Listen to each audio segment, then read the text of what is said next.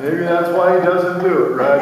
You're right. Got a sense of humor. Ha ha ha. Wait till Bill retires. And that's funny. I've always had that point of view.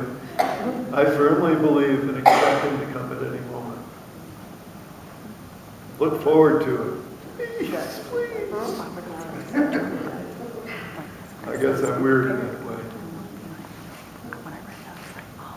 All right, let's look at what chapter 1. Let's just start there. Apocalypse is a word that means unveiling. And so the revelation is an unveiling of God, and then we have all these symbols. These are written to 7 churches. But in the first chapter, there's a vision of Christ, beginning at verse 9. And I'd like you to look at that, because John here, and the John in this gospel, this letter is probably not the John of the Gospels. The John of the Gospels, the John who wrote 1st, 2nd, 3rd John, probably the same. Whether or not that was the John who was with Jesus or not, we don't know, because the Gospel was written quite a bit later. It may have been. So, but the writer of Revelation is probably a different John than that. But common name. But here we have writing to the churches, and we have this view of Jesus.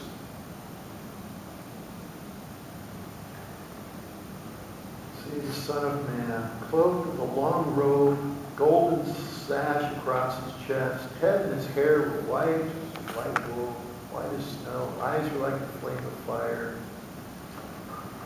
feet like bronze, refined as in a furnace, voice like the sound of many waters. Don't know what that sounds like. Holds 7 stars, from his mouth came a sharp two-edged sword.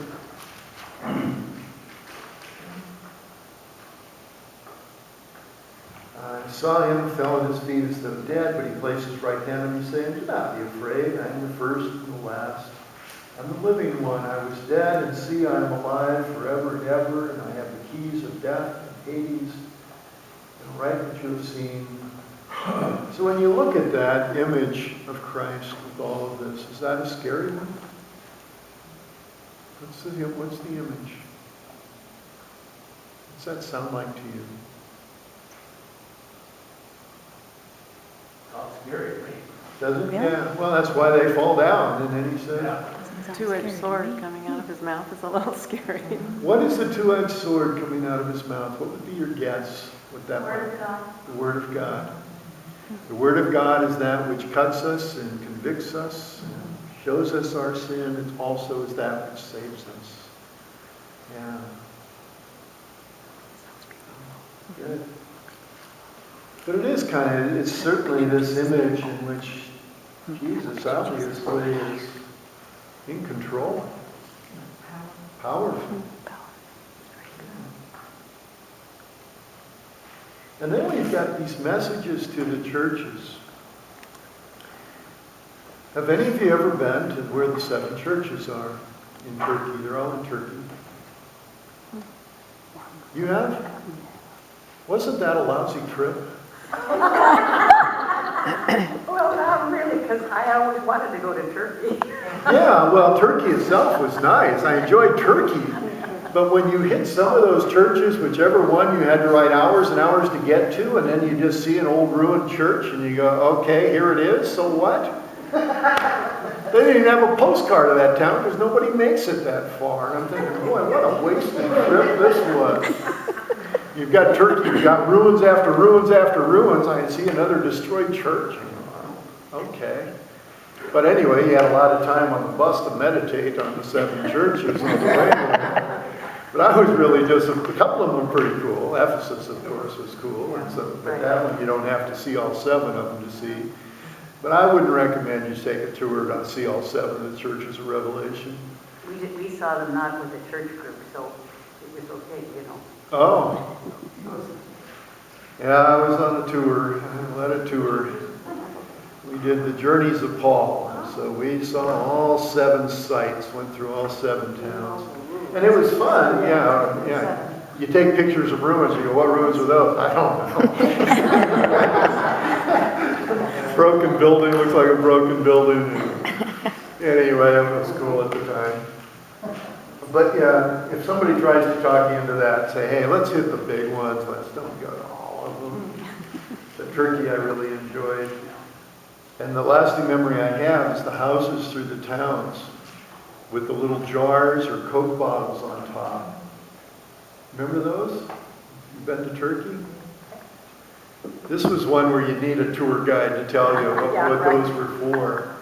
And when you had an empty jar or bottle or glass sitting on top of the roof, the edge of the roof on top, meant that you had an eligible daughter. An eligible daughter, someone who could marry. She was ready to be married. And then if somebody shot the glass off the roof, it meant, okay, I'm going to marry her. And that's how you announced, okay, I'm ready to give up my daughter in marriage. And then when the glass was taken away, then that was the person. So what would happen is the guy would knock off the glass, and then he would send his mother over to knock on the door. And mother would knock on the door and say, I'm thirsty, may I have some coffee?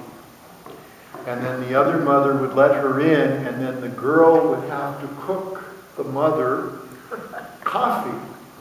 And if the mother then would get to look at the girl and decide whether she was good enough for her son, and then they would have the coffee, then if that worked, then the mothers would agree, okay, yes, we can continue. Then the families would gather, and there would be a dinner, and then the girl and the mother would cook for both families, but the girl and the boy still wouldn't talk, and they were separated.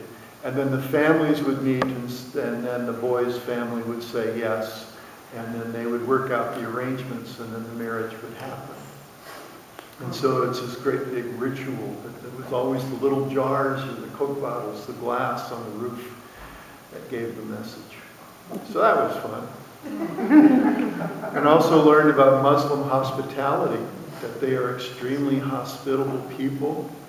And they said if our bus broke down in this little town, all we'd have to do is scatter, walk up to a door, knock on the door and say, I'm hungry or thirsty or I need a place to sleep, and they would automatically take you in. They would feed you, they would shelter you for as long as you needed to be sheltered until you could be on your way. And that's the culture of those people. That's not the image we get from our news, but that's the image that when you're around them. Yeah. So, yes. What if the girl didn't want to marry the boy? No choice. No choice. What if the girl was really ugly? That's why they have coffee.